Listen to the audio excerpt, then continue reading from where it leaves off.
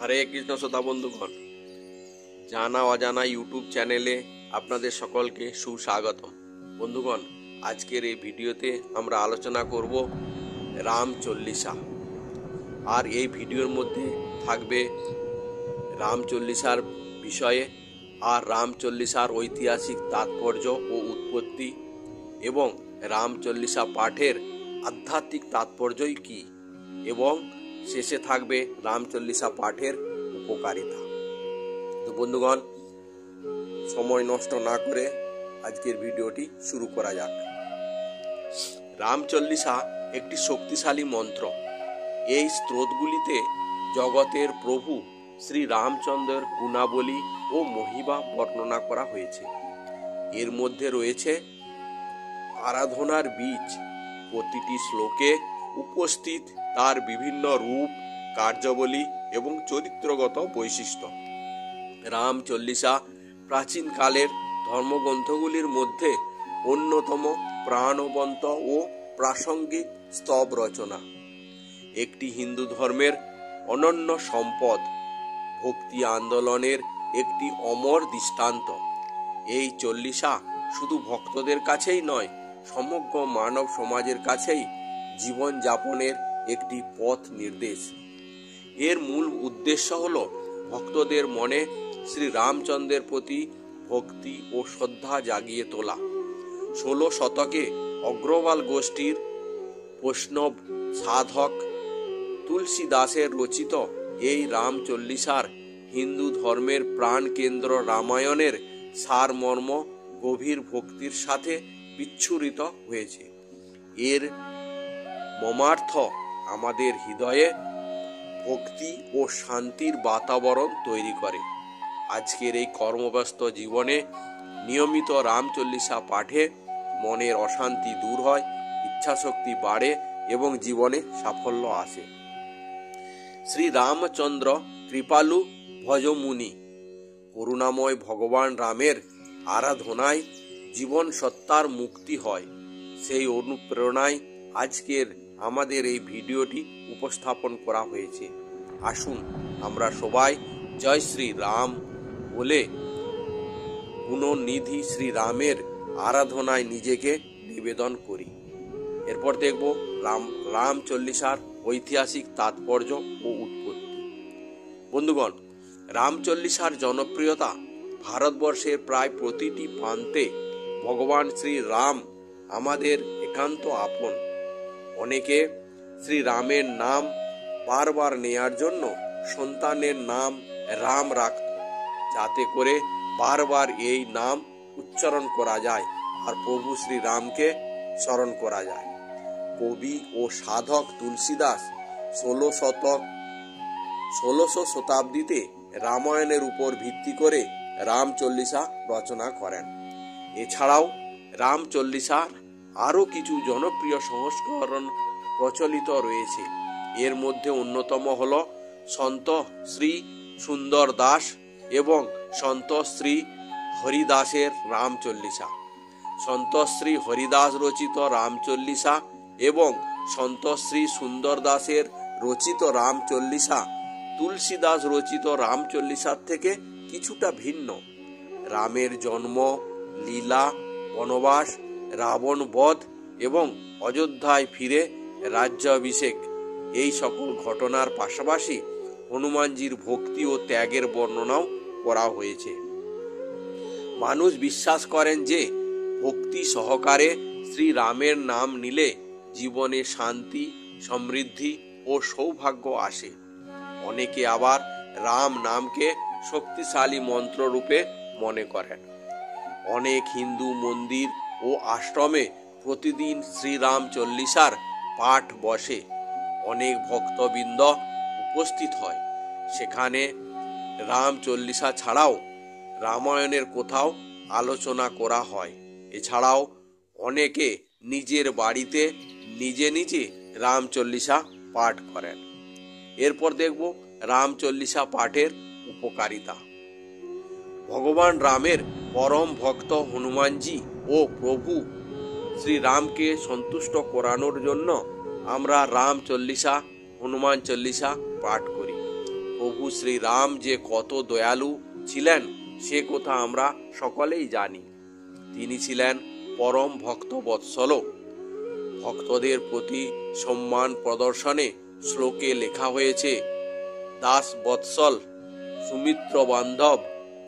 হনুমানের মতো সকল ভক্তদের সাথে সুমিত্রতা বজায় রাখতেন। রাম সমগ্র বিশ্বব্রহ্মাণ্ডের আরাধ্য এবং দেবতা ও মানুষের পূজার পাত্র। রাম চল্লিশার প্রতিটি শব্দে ধ্বনিত হয়েছে মানব জাতির প্রতি ভগবান রামের অনন্ত প্রেম ও করুণা।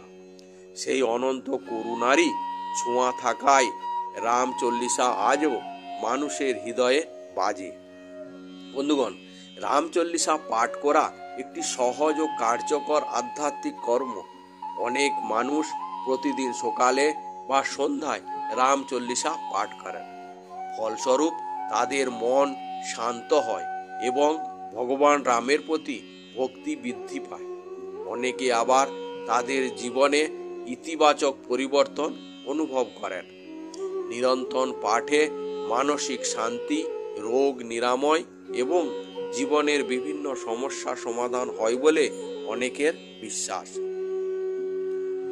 এছাড়াও রাম চল্লিশা পাঠে আরও কিছু উপকার পাওয়া যায়। সেগুলি হলো, রাম চল্লিশা নিয়মিত পাঠ করলে জীবনের সকল সমস্যার সমাধান হয়।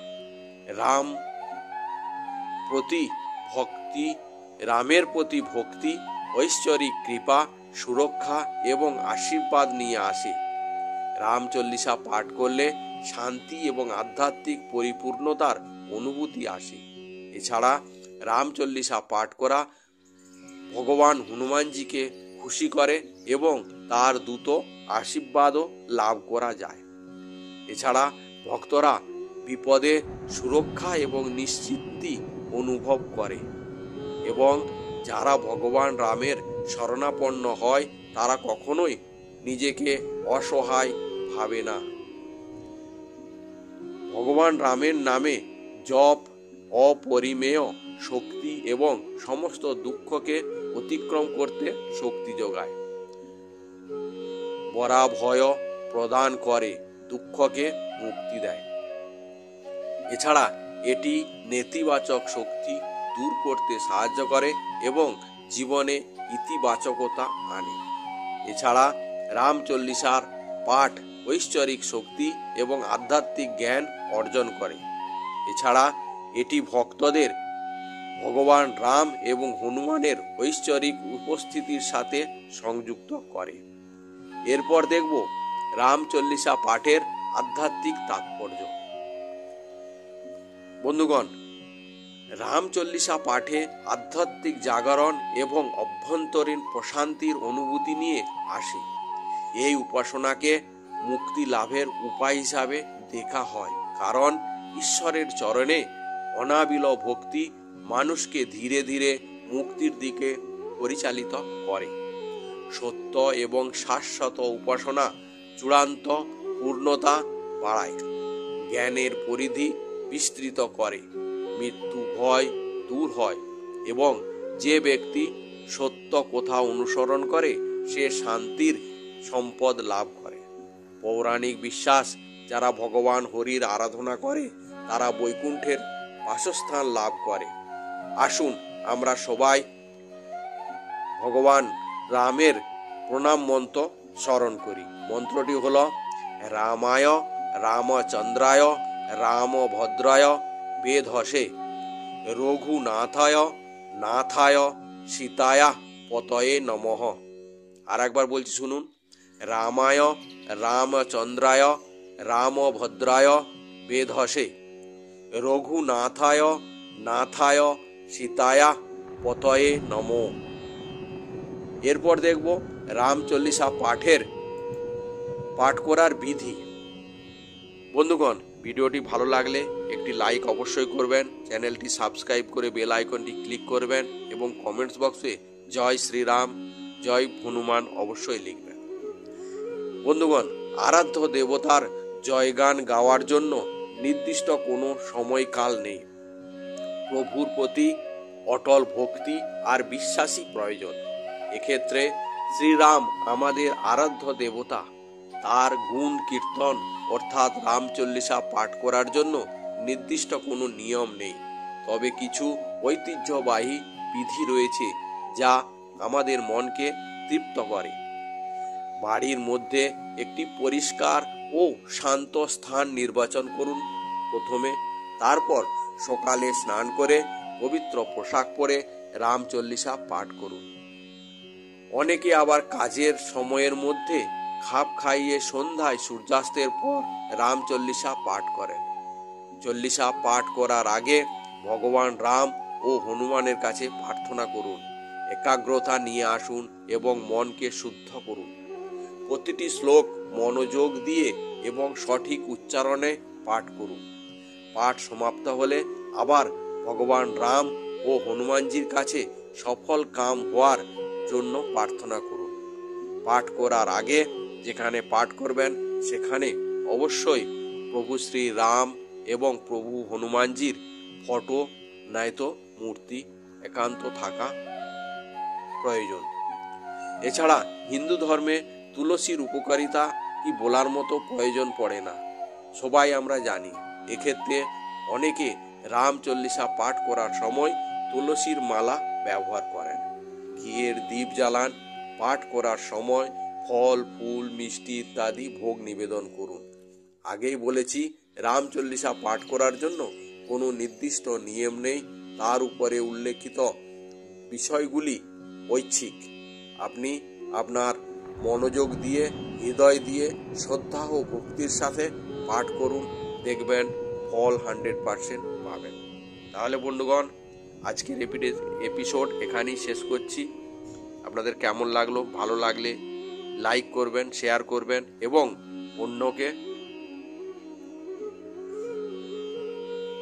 অন্যদের জন্য শেয়ার করে তাদেরই জানবার সুযোগ দেবেন।